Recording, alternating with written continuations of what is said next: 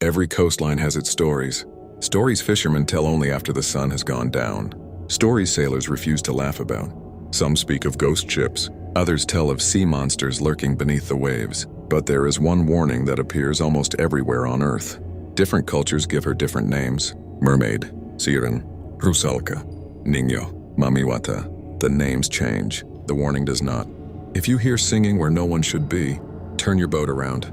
Long before modern ships crossed the oceans, sailors whispered about beautiful women waiting beyond the shoreline.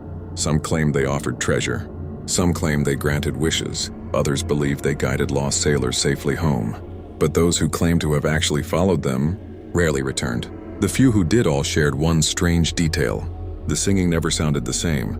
Each person heard something different: a mother's lullaby, an old friend, a lover's voice. Whatever your heart wished to hear, the sea answered with it. One of the oldest stories comes from a fisherman who spent nearly 40 years at sea. He never claimed to know what he saw, only what he heard. He said it happened on a calm summer night.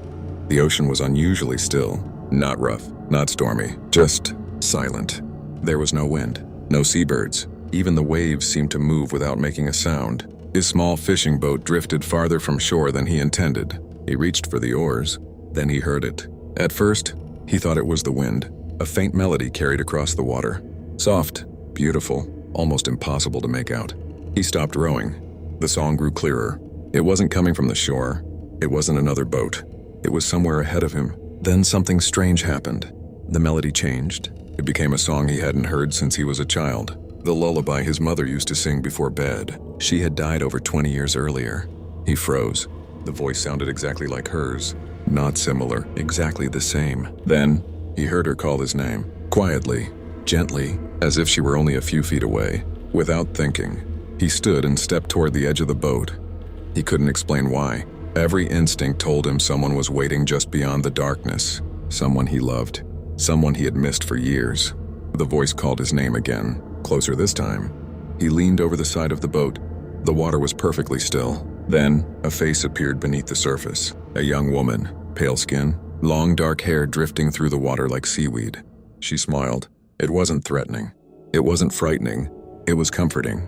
She raised one hand, slowly, beckoning him forward. He later admitted that in that moment, he wanted to follow her. He wanted to dive into the sea.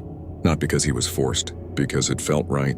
Because every worry, every fear, every regret simply disappeared. Then something caught his eye. Her reflection. The moonlight shimmered across the water. For just a heartbeat, the beautiful face vanished. In its place, he saw rows of impossibly long teeth. Her eyes were completely black, and her smile stretched far wider than any human face should. He stumbled backward. The illusion was gone. For the first time, he realized the singing had stopped. The silence lasted only a moment. Then, something struck the bottom of the boat. The entire vessel lurched. He nearly fell into the water. Another impact. Harder this time.